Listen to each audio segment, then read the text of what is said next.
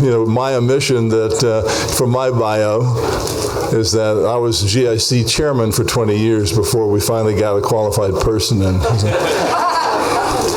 So now Michael's got the job, and we have a few other good people. So we have a very good panel for you here. We have Manuel Balsameda, GIC board member and chief economist for Cemex. Sells lots of cement around the world. John Riding, chief economist and founding partner for RDQ Economics. So glad to have John here, and Alan Zentner, managing director, Morgan Stanley Research. And I think you'll find the panel very interesting. I had some questions that I thought I would, I was going to make one comment about President Lockhart's observation about uncertainty. NFIB, who I've worked with for a very long time, takes a survey of a sample of 350,000 firms every month, and one of the questions we ask is, now a good time to expand your business? And you can say yes, no, or uncertain. And right now, for this expansion, 8% is the average number, and also was the June survey number that said now is a good time to expand. To put that in perspective, from 2000 to 2007, the average every month was 17%. So nobody thinks it's a good time to expand. And then those who say it's a bad time to expand, we said, well, why? And obviously the most frequently given answer, about half of them say, well, because my sales are terrible and the economy is not doing well. But the second most frequently cited answer for the reason why it's a bad time to expand is political climate.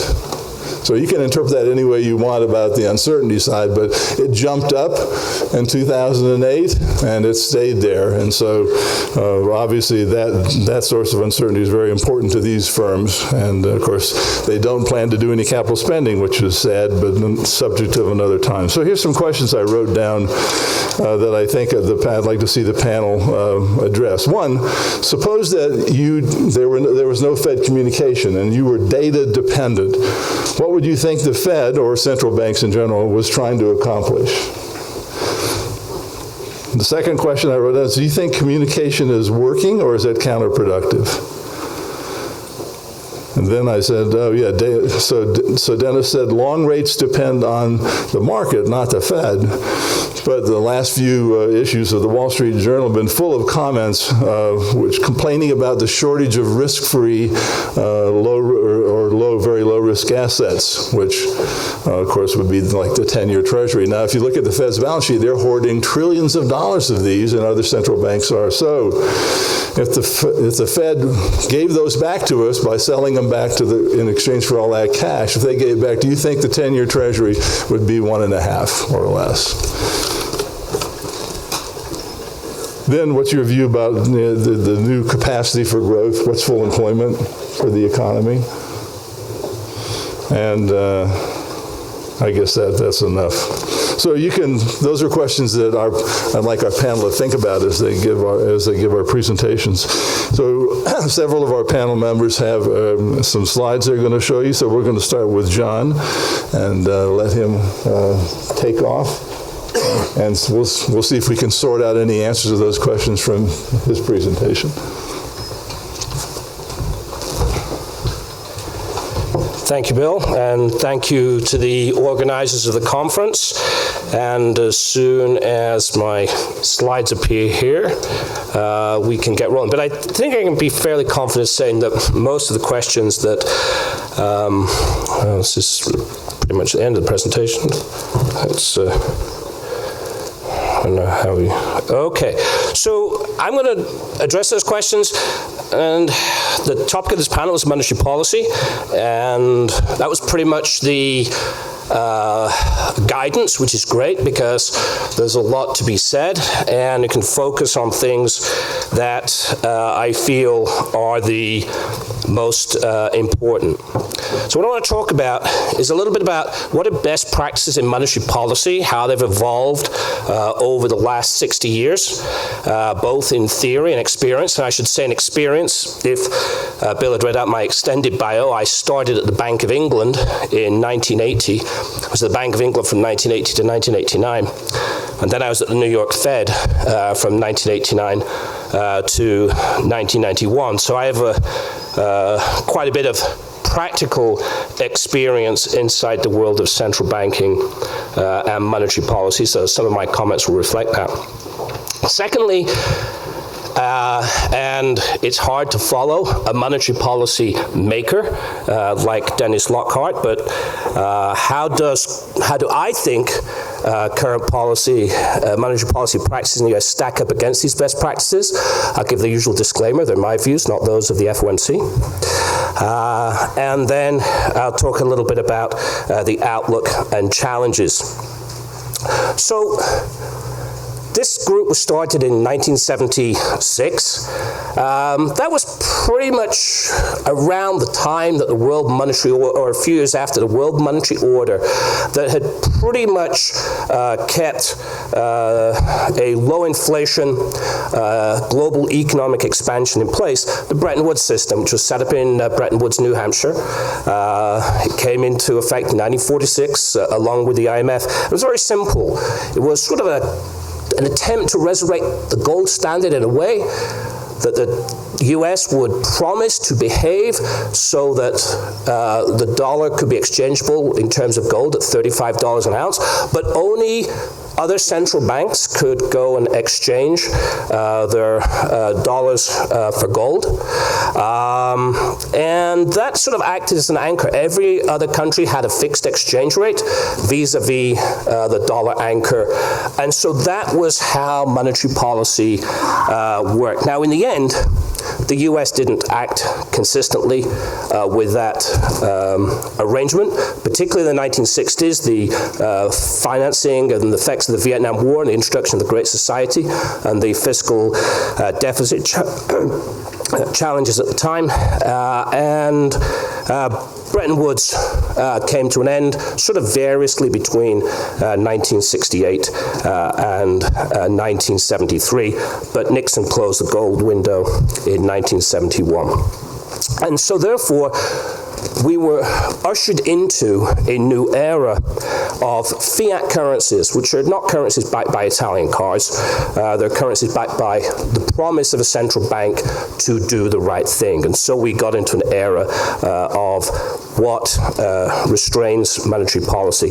And what happened in the first decade after that was nothing restrained monetary policy, and we had a very bad inflation experience in the 1970s into the early 1980s.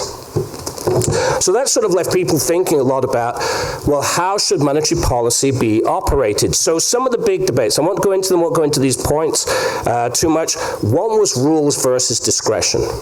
Does monetary policy operate better if policymakers commit to some sort of rule rather than doing what they think is right? And some of the points there, the argument was history showed that following some kind of rule was better, and committing to a consistent interpretation of that rule, so that if the information coming in didn't change, then you carried on with your path. Then, single versus dual mandate.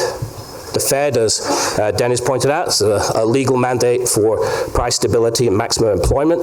The ECB, in contrast, has a mandate to target an inflation rate close to but not exceeding 2%.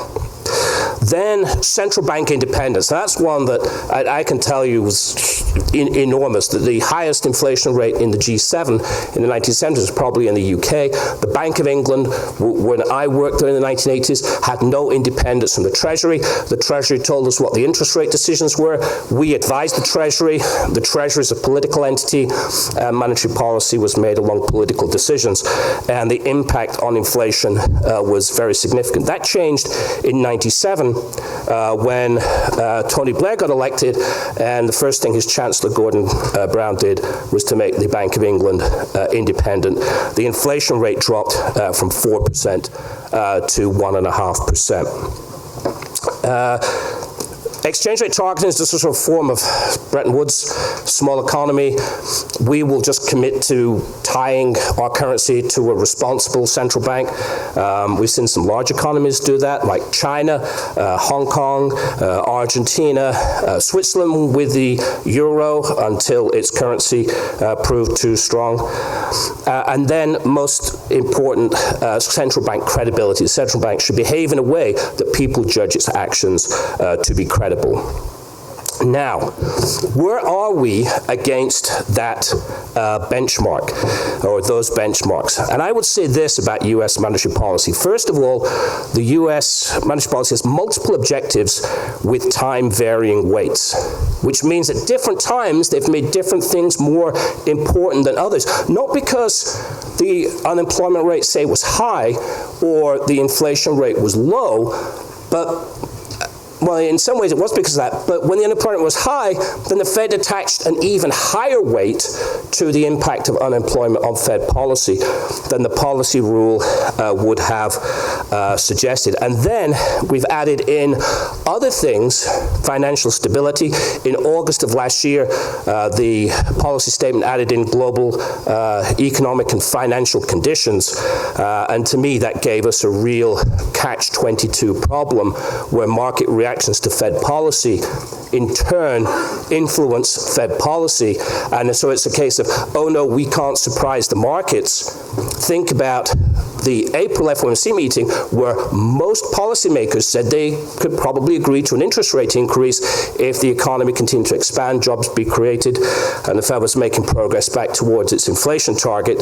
And then the markets changed and when the market saw that, they had a 4% probability of a June rate hike. They went to 40%, and then as that June meeting got closer, we had that bad employment report, one bad employment report, 38,000 jobs created in May. The probability came down and the Fed could have surprised. Compare that to the Bank of England today. Well, we were all pretty much expecting the Bank of England to cut rates in response to Brexit. After all, it is Britain that's exiting, not the US that's exiting, of course, in global interdependence. And the Bank of England didn't cut rates today. And the equity market, at least when I last looked, did not go down either. Then we have moving goalposts, and this speaks to time consistency. The Fed had, when the unemployment rate was high, said, look, we're not going to talk about raising interest rates until the unemployment rate either gets down below 6.5% or the inflation rate gets above 2.5%. And then right at the point in time where the unemployment rate got down to 6.5%, at 6.7%, the Fed changed its policy statement to drop that rule and then talk about progress being data dependent. Then the data have come, as the data have constantly gotten closer to the Fed's measurement of full employment, the Fed has lowered its estimate of full employment. Is that reasonable, or is that the Fed carrying on just completely discretionary monetary policy? There's the issue of the balance sheet that's been talked about earlier. At the Fed, we see very little attention being paid to lags, which is to say, we're at a time where the inflation rate, the core inflation rate at 1.6% is very close to the Fed's objective of 2%. Monetary policy, we know, takes months and years to influence its goals, and the Fed's still looking at the current inflation rate, it seems. And then there's a lack of continuity of analysis. The things that are talked about, like optimal control, to argue for lower interest rates, those optimal control simulations in the current economic environment would have had rates significantly higher than we currently are. So just a few quick charts. So what you have here, the Atlanta Fed, to its credit, does some tremendous work on the economics and data side. It's my favorite Federal Reserve website to go to. The red line is the Atlanta Fed's wage tracker for a consistent sample of individuals. Comes out, they rework the average hourly earnings data. That's running at 3.5%. The blue line's the unemployment rate, and those straight lines were the Fed's estimates of full employment in their forecast. And as you can see, as the blue line got closer to the estimates, the flat lines, those lines were lowered 7 times since 2013. Yet, wage increases have been picking up during this period, implying that from a perspective of how much slackers in the labor market, those moves have gone in the wrong direction. Financial conditions, I'll just say we're at a point in financial conditions right now where financial conditions are easier than they were pre-Brexit globally. The exchange rate, we've had Fed policy deal with exchange rate increases in the past, most notably following the 1981-82 recession and the Reagan tax cuts and tight money. Now, inflation.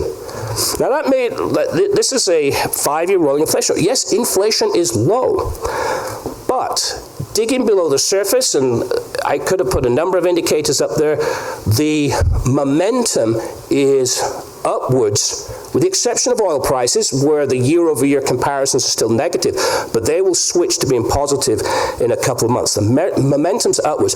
So we're pretty much at a point where we have a 2% inflation rate, or will have it very soon, and we are at full employment, and monetary policy has moved rates once off the zero bound, and looks unlikely to move rates before the end of this year. I'm not a fisherman, I'll say that here, but this waiting for the waters to clear, seems these waters are going to be muddied if one's focused on uncertainty. And so I think that there's always going to be some uncertainty just around the corner that's going to keep the Fed sidelined. So we have to start thinking about what are the consequences of having an economy of full employment, inflation at target, and interest rates still at near zero. So those are the challenges, and I think some of these points address the questions that Bill raised. Communications. The Fed is reluctant to even follow its own shallow path for rate hikes. So we came into this year, and the Atlanta Fed president, he said earlier, was one of them, expecting 4 interest rate increases, thinking that would be appropriate. Now we had no interest rate increase in the first half of the year. The Fed took some of those interest rate increases out because of the volatility in the markets earlier this year. Now we're taking them out potentially because of Brexit. So communications have a tremendous challenge here. Credibility. So is the Fed really using the cloak of data dependency, the words of data dependency, but really running a completely discretionary monetary policy, and one which is afraid to scare the markets? And then some of these issues are not really addressable by monetary policy. I'll show you a couple. And in the interest of time, I'll just move on. So that's the communication challenge. The red line and the blue line are the Fed's forecasts for interest rates, forecast wrong word, appropriate path for interest rates, the last couple of FOMC meetings. The blue line is what the market says. And so far, the Fed has come down to meet the market. Productivity growth, to the issue of potential growth rate. We are in the lowest productivity growth rate environment over the last 5 years that we have been in the post-war economic environment. And for some reason I can't, this is a completely uninteresting chart. Anyone's interested, I'll show you what that chart should look like. Some of the lines just vanish from that chart as printed out. But what it is we're in a low productivity environment. And so this is the challenge. We have wage increases that are picking up. We have a productivity growth environment that is showing no signs of picking up and is very slow. And we have a pricing environment that's still relatively subdued, but might be picking up a little bit. But those 3 things together go to determine profits in the economy. Primary determinants. And that balance is moving in an unfavorable direction. People talk about wage increases picking up. People should be paid more, $15 minimum wage, et cetera, et cetera. But we're not seeing the productivity gains that could pay for that in a sustainable environment. What would happen, and maybe some of the CEOs we had up on the previous panel would be better answering the question, what would happen in an environment where profits get squeezed because your workers are being paid more than you're able to get out of them in terms of higher productivity? Do we end up in a lower growth rate environment or even recession? The gray bars are recessions, and every recession pretty much has been preceded by a significant squeeze in profit margins. And we're seeing it rolled over. Now, the data are contaminated right now by the impact of lower oil prices, and that may be a one-time effect, although I'm reassured, thank you from the previous panel, they're not going to go up to $100 a barrel anytime soon. Point on the labor market. Yes, there are lots of jobs out there. You can see this beverage curve, not the beverage curve hopefully we'll get to experience later on this evening. It's a different spelling of beverage.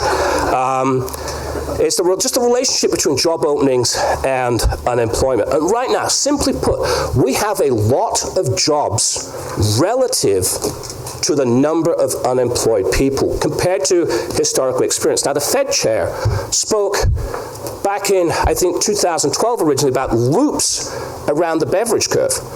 But we've been looping now for 7 years. So at some point you have to think that it's a shift. And if you look at what's it a shift of, if we take out the long-term unemployed, behavior hasn't changed. So we have to ask ourselves, what are the appropriate policies for people who've been out of the labor force for 6 months or more? And with that, and Bill, sorry, I will show my last chart. Confirming the data from job openings is this wonderful chart from the NFIB survey. I actually put it in before I knew Bill was doing but I did update it for the latest numbers, which shows 48% of companies in the US have few or no qualified applicants for their job openings. And I don't see how monetary policy fixes that. So I'm not saying we don't have problems in the labor market, but what I am saying is that monetary policy has in terms of uncertainty, the uncertainty of what's determining policy is a major uncertainty in our environment right now. Thank you very much. Thanks,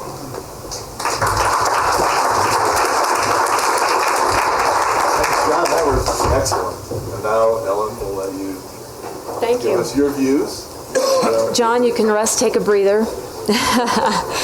So after 4 days of fly fishing and enjoying the great outdoors as the bears do, I surely appreciate having facilities today that are at my regular disposal should I need facilities. I will start by saying that the views that I'll share with you today will be the same that I'll share with the Fed staff next week as we have our regular briefing before they go into their blackout period.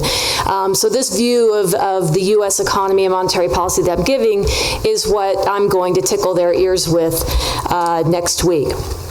So, being the chief economist at Morgan Stanley, I'm a market economist, I'm a business cycle economist, and so a lot of my job is discerning where we are in the business cycle, because a lot of that determines monetary policymaker and how they might be viewing the economy. So I oftentimes view everything through the business cycle and through a monetary policy lens. So I want to break this down into 4 buckets today that I want to talk about. Where are we in the business cycle, and particularly where are we in this business expansion? How are we looking at current growth and growth, say, over the medium term, say, through the end of next year? Financial conditions, how do we view them? How would monetary policymakers view them? Are they appropriate for the current growth and inflation backdrop? And then what do we expect for monetary policy? And so to start, it's increasingly apparent that this business expansion has moved into a late phase. And late need not be a dirty word. The late phase of business expansions can last anywhere from several months to several years. and lots of times monetary policy will determine how long that business expansion lasts. But we look at certain road signs, like growth is slowing, corporate earnings are under pressure, job growth has slowed, and policy is, or I'll put in parentheses, was tightening. Those are all your typical signs of late phase of the business cycle. One example for job growth, we had 290,000 jobs on average created each month in the fourth quarter. That moved down to 190,000 in the first quarter, and now it's at 115,000 in the second quarter. So those are sort of the road signs that we look for to tell us, have we moved into the late phase of the business cycle? Now, in terms of how we're viewing current growth and, say, growth over the next several quarters and into next year, I want to focus on what conditions were like in the U.S. economy pre-Brexit. Because I think there's a lot of attention focused right now on, well, we thought Brexit was going to be a game changer. It looks like we're going to be okay, even though our UK economists would argue it's way too early to determine that. But I hear from a lot of investors, we'll look at financial conditions, they're actually fine, which means Brexit passed with no worries. And we should be off to the races again with monetary policy tightening and whatnot. But I would call their attention to take Brexit out of the picture. What did things look like pre-Brexit? Through the second quarter, it looks like we're getting a third straight quarter of decline in business investment. It's very difficult to find that outside of recession. You have to go back to the early 80s to find a time outside of recession when we had that string of decline in business investment. It's not energy. It was energy. For quite some time, energy investment was dragging down all of business investment. But you cannot escape that kind of rapid increase in the dollar, and companies come out unscathed in the U.S. Global growth is lower. Uncertainty over global growth is higher. There's a great Kansas City paper out today equating the amount of global growth uncertainty to dampening business investment globally. And financial conditions have not been that supportive for investment. So this is a decline in investment now that's more broad-based. And of course, that affects job environment as well. 40% of all manufacturing jobs in the U.S. are tied to export-related businesses. So that's an investment. Lacker mentioned this morning the consumer. We've had an explosive rate of consumer spending in the second quarter. 4.4% we're tracking roughly. If you look at the base effects in June going into the third quarter, there's going to be a very big reversal in the contribution of consumer spending to growth. If we just slow back from, say, that 4.4% rate back down to a 2% growth rate, that's a 1.5 percentage point reversal in terms of GDP. So it's going to be very difficult to eke out even close to a 2% growth rate in the third quarter, and that's what we're already tracking. So we've averaged 1.5% growth in the first half of the year, and we'll average probably 1.5 to 1.8, somewhere in there in the second half of the year. For the Fed to hit their growth forecast for this year, we'll have to grow at 2.6% on average in the second half of the year. So I think the Fed's still going to be stuck in this perpetual downgrade of its outlook, and we're going to be hitting the September meeting with them revising downward their forecast for growth. Again, you don't deliver a rate hike in that environment. So if I'm a monetary policymaker, and I'm thinking about, should I hike rates further? I'm going to ask myself, do I need to slow the economy? Is this an overheating economy? Are we growing above potential? Not so far this year. If you believe the Fed's estimates of potential, we think we're actually growing at about potential 1.5%. But according to the Fed, we must be growing below potential.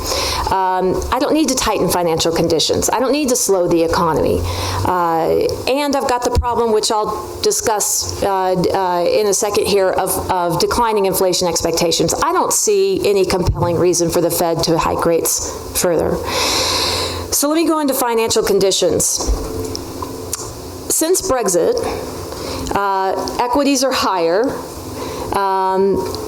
Corporate credit spreads have widened in certain areas, but we've had in other areas where financial conditions have actually eased, but dwarfing all of that is a drop in yields.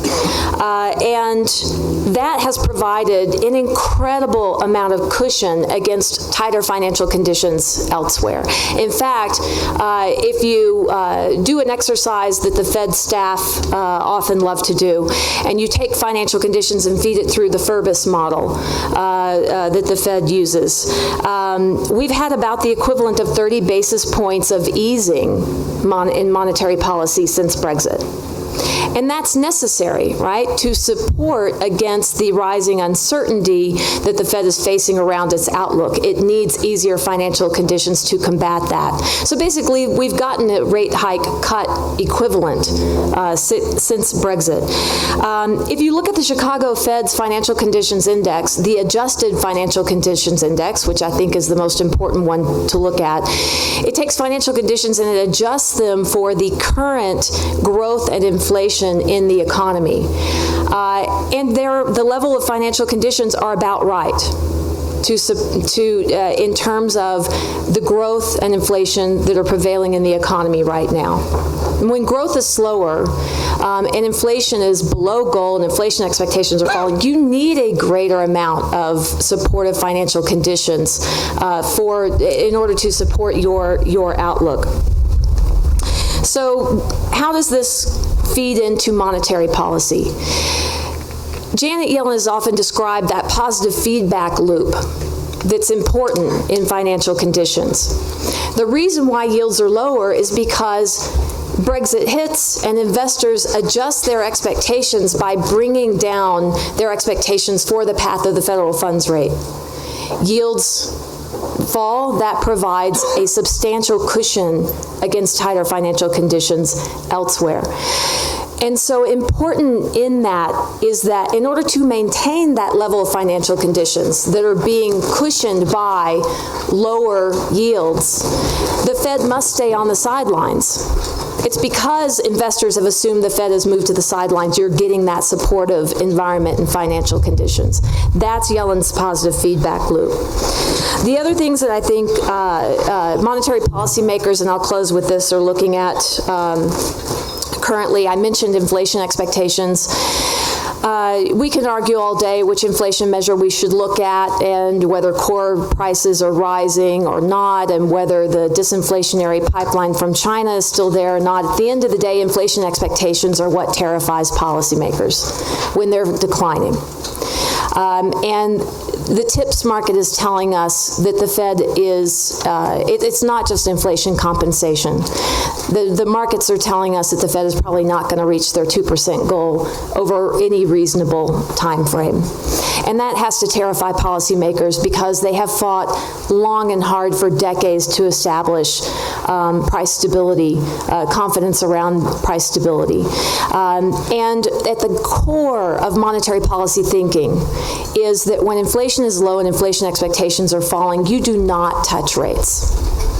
And that's a very high hurdle for them to get over in order to feel comfortable raising interest rates in an environment where growth is slow, inflation is below goal, and will be next year for a 9th consecutive year in terms of core PCE, even if you look at their own forecast tables, and inflation expectations are falling. All of that would tell me you don't touch rates. The other things that really irk them currently is, Janet Yellen talks about the real equilibrium rate today is about flat. An increasing number of policymakers, especially if you read the minutes, are recognizing that the real equilibrium rate is about flat and they don't know when it will pick up. As Stan Fisher said, if it will pick up. And a lot of that tied to the fact that they've all predicated forecasts on this pickup in productivity, which has yet to come. And so it's a very difficult environment. There's a lot of uncertainty, and that means the Fed sits on their hands. Those are my views. I'm trying to keep it short in case someone wants to ask a question at the end that Bill didn't already ask. And I'd like to turn it over to you, Manuel. Thank you. It's the presentation. Actually, for something completely different, because I was asked to speak about monetary policy in emerging economies, which is actually has a lot to do with the Fed, because what's happened in emerging economies that conventional monetary policy is still the prime notion that most central bankers do have, but they're actually forced into unconventional policy by the policy mainly of the Fed, right? So I want to give you an example of how this, why this is the case, and how things might look. How does this? Which way? Is this working? Oh, see. Oh. Are you seeing anything there? Blacked out, right? Yeah. Okay, anyways. Let's see, let's put it again. Doesn't matter. I'll tell you what the slide was. Actually, this slide, the slide only talked about what monetary, what's going on there? What monetary policy would look like, right? Depending on how the Fed or how the central banks exited. They could do it right, they could do it wrong, they could do it late, early or late. Even if we assume that the Fed exits at the right time and with the right way, that will always, and that will have costs, right? But and obviously it has costs because there are already sunk costs. We're talking, I know the economy is not overheating, but there's a lot of debate on whether there are some bubbles in asset markets, right? Actually caused by zero interest rates, right? It has cost also in terms of the allocation of resources. At zero interest rates, at really, really low financing cost, almost anything goes, right? So moving up is going to be very difficult for the Fed, and we're seeing precisely that they're having a hard time. They were the first guys in. They should be the first guys out, FIFO, but they're having a really hard time doing that, right? And monetary policies should be relatively coordinated, and what we're seeing is actually divergent monetary policies among advanced economies, and that has an additional problem. And finally, what I'll focus on is the impact on emerging markets. What that slide, which is not even now on, should be is that actually that was a slide I prepared for a presentation in 2013. So 3 years later, we're exactly at the same spot we were over 3 years ago. The only discussion now is how far have we advanced in the cycle? Obviously, we're not in the same position that we were in the business cycle, but we're at the same stage in monetary policy with exactly the same discussions, which sounds weird, right? Sounds strange. Okay, now these ones can be seen. Okay, just to show you, just to remind you, central bankers have become actually from lenders of last resort, they're actually the buyers of first resort, right? They've distorted financial markets, and actually there's a potential buildup for large financial imbalances in this very, very low rate policy. And obviously, at the end, there's a big risk of unleashing a chain reaction in financial instability. The Fed policy is the one that really matters, but when you see what's going on everywhere, now the Fed is hiking mood, but we're seeing banks across the world, in the rest of the world, actually easing. Not only easing, but we're moving into once again, uncharted territory. Remember when we did QE, everybody, titles, everybody is real uncharted waters, right? It seems like we're repeating that every year. Now we were into uncharted waters last year because the ECB, first the Bank of Switzerland, but the ECB or whatever moved into negative rates. So the question is, what's next? The truth is that for what I want to talk, there's very, very little impact of divergence, because at the end of the day, the only bank that really matters for emerging economies is the Fed, right? But I just wanted to put this up just for discussion, which is what is the limit? Is the sky the limit, right? It seems like monetary policy has become a snake oil of the 21st century, right? They can solve everything, right? We're talking about what next, right? If Ellen is right, okay, it's not time to raise rates, but if we're in a late stage of the cycle, the next move should be down. What's next? Are we talking that the next move is going to be direct financing, negative rates in the US? Oh, that's very distorting, particularly for banks or whatever. So are we really talking about deficit financing directly by the Fed? Why not? You know, it's unorthodox, I know, but everything we've done for the last 5 years or X years has been unorthodox. So we can move in that direction as well. This really has little impact on emerging economies. The divergence that I was mentioning, it does affect the emerging economies because it does condition the Fed. The Fed, when it first implemented QE, actually didn't care what was going on in the rest of the world or of its impact, right? Now, everything that's going in the rest of the world is a great excuse not to raise rates. I don't care whether it's China last year, Brexit this year, it does oil prices, everything is a great excuse not to raise rates. The reason is they are in a diverging path with other emerging economies, with other developed economies, which means that the dollar would appreciate. We all talk about dollar appreciation now, but I can't remember many people talking about dollar depreciation back when they implemented QE in the first stage, which they did, and it helped the US economy. Now, sorry, but it's the other way around. Dollars should appreciate. But once all that is said, as I said, the Fed is the only one that matters. Because at the end of the day, the ratio of total foreign currency debt to GDP is all of it, pretty much everything is in US dollars. So if you're a bank elsewhere, if you're a central bank from Mexico, Brazil, or Philippines, I don't care, the only central bank that conditions your policy is actually the Fed. What are the channels? And I'll try to be quick. I think there are 3 channels, actually 2 channels and 1 condition. The first channel is the exchange rate channel, which is the obvious one, right? The dollar appreciates against emerging market currencies. That's usually, we all think of it, oh, that's great, right? Because trade effect is positive. That's the traditional channel. However, given that world trade is doing very poorly, this channel hasn't really worked too well. The other channel is actually balance sheet effect, which is actually going the other direction. Because corporate debt, which is issued in all these emerging markets in US dollars, has a very negative impact on their economies. So at the end, and also there's a risk of pass-through to inflation, which is the traditional, conventional way.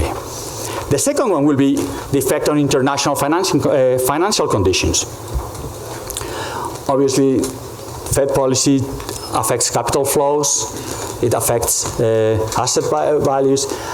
But at the end of the day, this is a concern for those countries, particularly that have financing needs.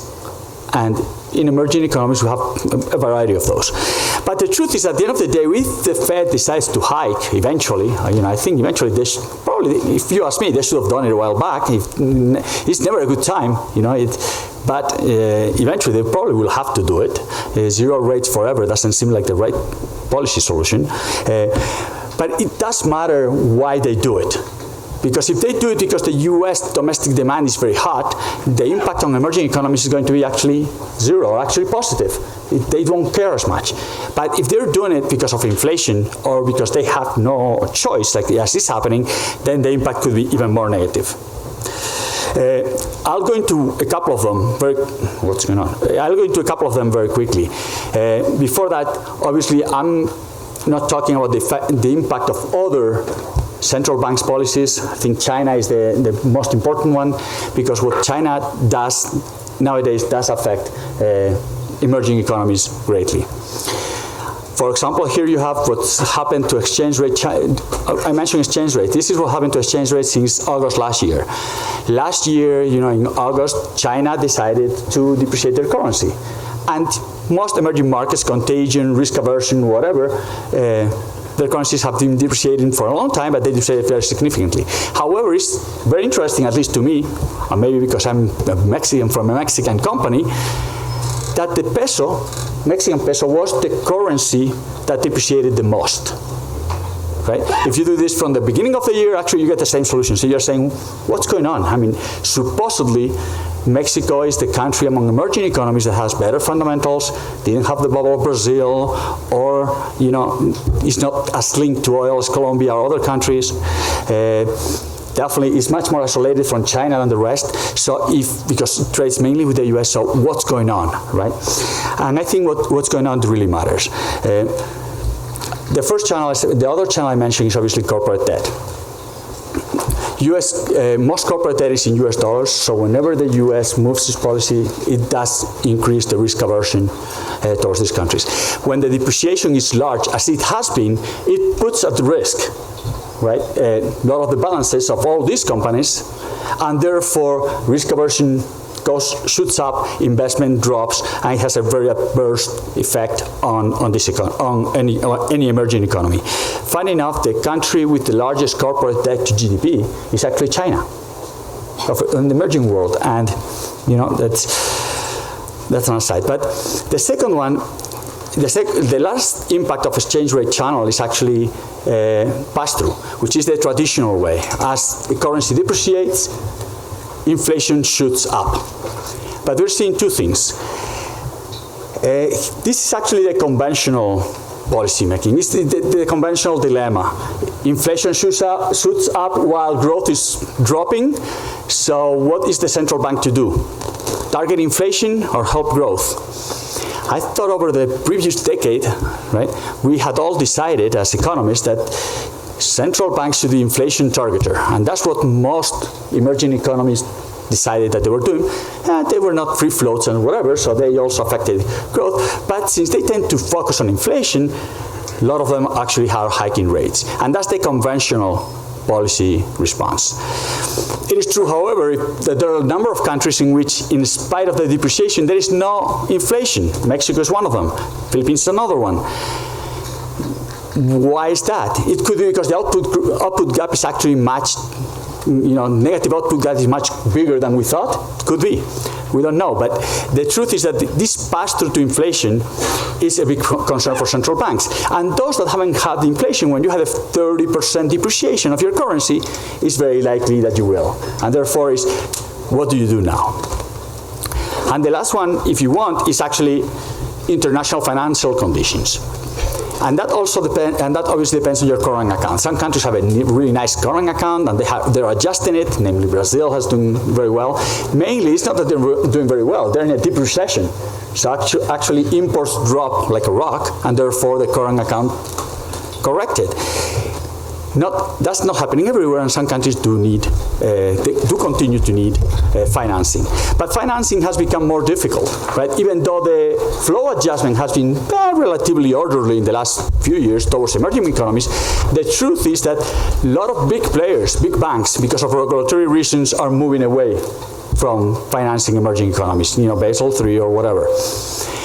Others, right, like hedge funds and other types of financing have also retreated from financing emerging economies, and therefore the financing of emerging markets has become much more complicated. So at the end, this pressure on financing is what's making countries move into unconventional policy making, which means they are losing their policy independence, and they are going to do whatever it needs to actually keep attracting flows, managing their currency instead of actually looking at the fundamentals of the economy, right?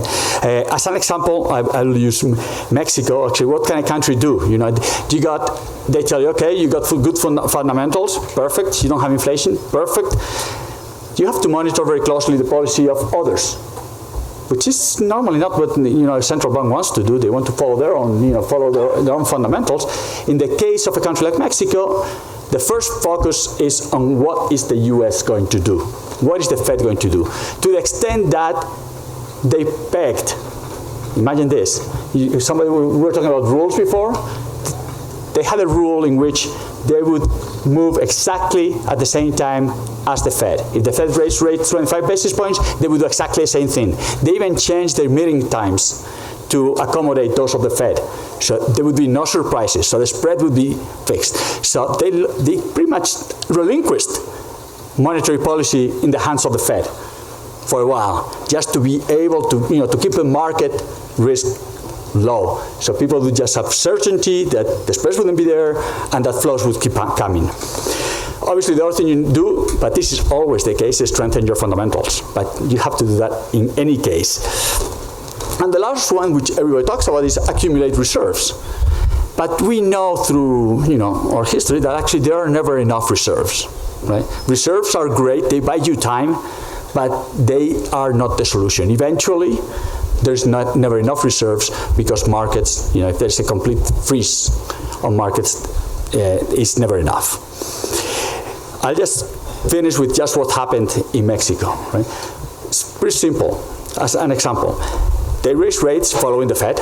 Right? That was their target. And in spite of that, at the beginning of the year, they see their currency depreciate tremendously. After the China depreciates, the Mexican peso depreciates, and not only depreciates, it depreciates much more than its peers, Brazil or Colombia, which supposedly have worse fundamentals, is putting at risk, right, corporate debt and the repayment of debt in companies. So they had to take additional policy. So they had to move away from their normal policy making, not just from following the Fed one-to-one, but saying, no, we have to go farther, and very hard to explain why. So they did, and they raised 50 basis points, actually in a really interesting meeting, because you had at the same time that they raised rates, the Secretary of Hacienda, which is the Minister of Economics, announced a budget cut. Right? So it wasn't just monetary policy, it was monetary and fiscal policy working together just to prevent the outflow of funds. Right? So that's what happened. But despite what they did, the peso continued to depreciate. So, and the question is why, right? There is no significant impact of FX on trade.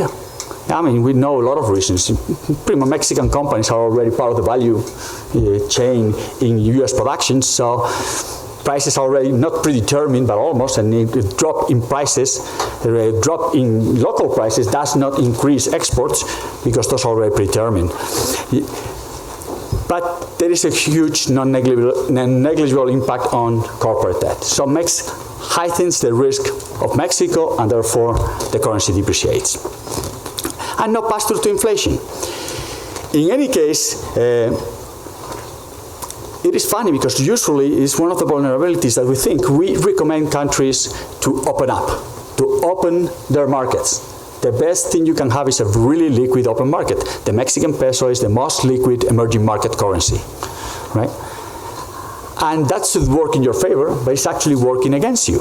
Because since you are the most liquid, you are used as a hedge, as a proxy, right, for other emerging markets, and therefore you get penalized. And given the uncertainty that we have, it is really interesting because you get penalized when things go bad, but you don't get the benefit of the doubt when things go right. So at the end of the day, just the fact that you have the most open markets in the emerging world is actually penalizing you. So the lesson is very simple. It's like, what do you do? It's hard. I don't have the answer, so I'll leave it at that. But for me, just to finish, going back to the Fed and trying to say something in the last minute, which has nothing to do with emerging markets, but more related to Fed policy. It comes to me, I gave a presentation, it was a week ago, 2 weeks ago, in which I called it Actions Speak Louder Than Words, right? You were talking about communication by the Fed. Look, actions speak louder than words. They've been saying growth was going to be X, 3%. As a matter of fact, since 2012, the US is a 2% economy. Not only that, markets have done better, or consensus forecast has done better in predicting US growth than the Fed. They're pretty good. Yeah, so I don't know whether that's, at the end, why are they not raising rates? Maybe they know things that we don't. Right? And actually their actions is what is behind. And there are things that they may know that they cannot tell us. Anything related to financial stability is clearly in that camp. Thank you.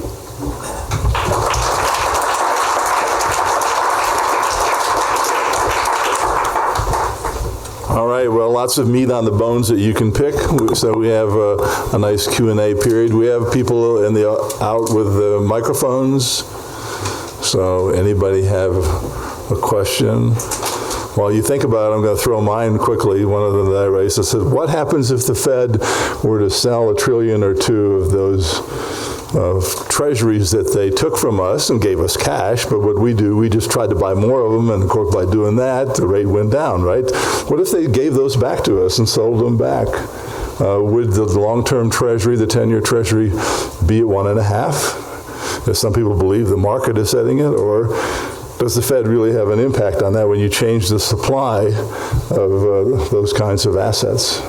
I'll take the first shot at that.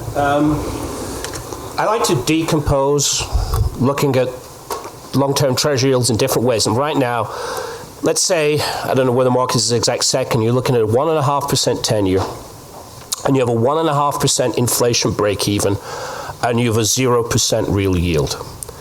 And to me, the U.S. economy and the performance of the stock market seems fundamentally inconsistent with the real yield being 0. And so it was a theme at an Atlanta Fed conference. One of the things came up 3 years ago in the Financial Stability Conference. It's a theme that Jim Bullitt's talking about now, which is a shortage of safe assets. And so while I won't necessarily use the word artificial for where the 10-year yield is, there is certainly a shortage created by the Fed's balance sheet actions. And the impact it would have, to me, would depend on how they intended to unwind that. And the balance sheet's been part of the shifting rationales, because when the Fed first expanded the balance sheet, they expanded it under the various alphabet soup programs for after the failure of Lehman Brothers. And they said, don't worry, the balance sheet will come down as the economy gets better, because these programs will unwind and the balance sheet will be self-winding down. Then in March of 2009, shortly after the Bank of England did it, we then moved into the first tranche of QE. But it was like, don't worry, when things get better, we can sell. And then we had QE 1.5, where the Fed then reinvested, and QE 2, when the Fed then went out and bought more. Then we had Operation Twist, where they took more long paper out of the market. And then they had QE 3. And if prices are determined by supply and demand, it seems we have a shortage of supply. So how quickly would determine by how much, but I have to think long-term yields are being restrained by the Fed's balance sheet, which was originally the rationale for doing QE. Ellen, any? I don't know. I just find it a fantastical question that's difficult to answer, because the Fed is never going to sell treasuries. We're going to have a $4.5 trillion balance sheet at a minimum for as far as the eye can see. Yeah. Our colleague, our good colleague, David Kotak, who we miss, who is not here, made a very convincing argument that the Fed's balance sheet needs to be at $5 trillion in order to provide the liquidity, the cash, if you will, that the world wants. And that goes to Manuel's point that, the Fed really looks like it's the world's central bank, really not just the U.S.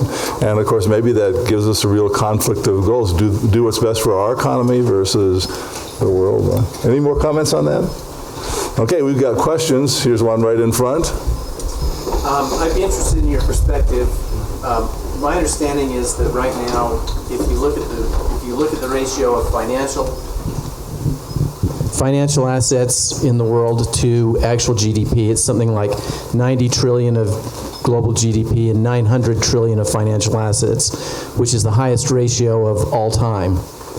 And obviously, when you have huge numbers of assets chasing a small amount of actual production, the yields are going to be low, period, which means more bubbles. And I think it also makes it very difficult on central banks to do anything. They can invert the yield curve in short terms, but there's still these massive financial funds chasing little output. There's no way to drive the rates up. I'd be interested in your perspectives on that. Well, I think some of that, one, it immediately brings to mind a point that John made that I absolutely agree with, and is that we're in a world of lower profits, lower returns for quite some time. The way you can get around a good deal of that is for monetary policymakers, which Yellen is one that has admitted this, to say we've got limited tools left. There's limited things that we can do. And it sounds like a broken record, but fiscal policy needs to step in and fill that space. Now, I'm not an expert on Japan, but that is one economy that has been marrying fiscal with monetary policy pretty well.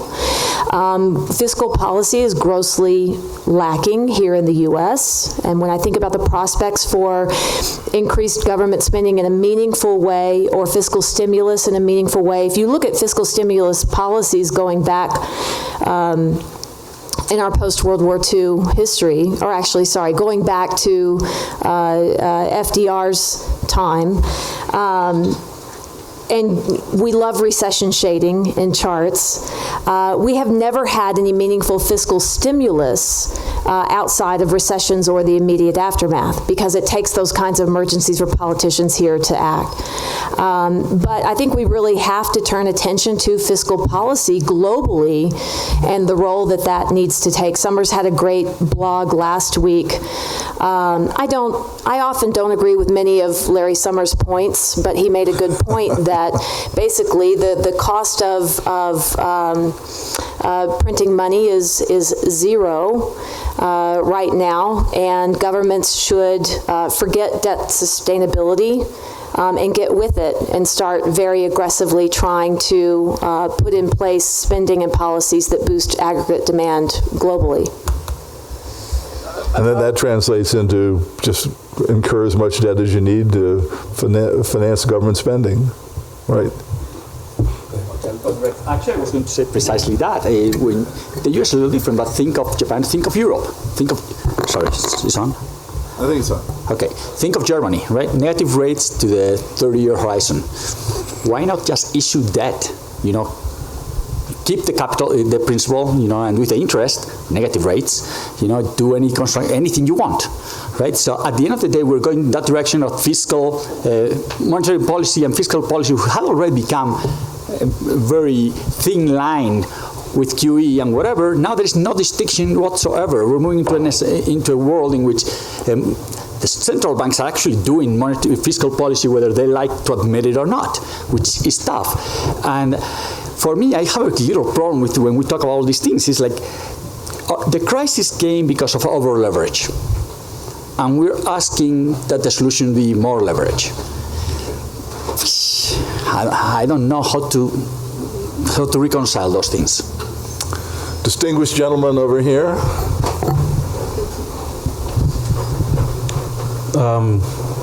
So my question kind of goes along to what Manuel just alluded to. I think we're approaching $10 trillion now of debt worldwide that's yielding negative rates. Do you envision some type of scenario where you see us yielding negative rates? And if so, does our model work? I'll stick my head on the chopping block, having been wrong on yields, and say that we won't see negative rates here, either in the policy environment or in treasury yields. And I think it's just because we have in part, we have different economic fundamentals. You know, if you think about Japan, which has been in 2 decades of a relatively low inflation, deflationary environment, you think about Europe, which is still all kinds of issues about how the EU or the euro may remain together. There's like, I was saying someone this morning, German yields, if you buy a 10-year German bond, then whatever happens to the euro in the next 10 years, you're going to have whatever the currency of Germany is when that bond is repaid. But do I think that if we're talking about stimulus, negative rates will stimulate the US relative to the current low level of yields? I think the answer to that is no.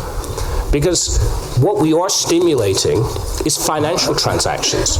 And the reason we're stimulating it is because the US is stuck with a corporate tax rate of 35% when the rest of the OECD over the last decade has brought that tax rate down meaningfully. The UK, for example, set down from 28% to 17%, going to 15%. So you can fund in the currency of choice, which may be the dollar, and you invest where the tax rate is lowest. And I think that, it's less so much about building bridges as it is about where companies are, you're basically the tax rate. The U.S. is the worst possible tax rate system.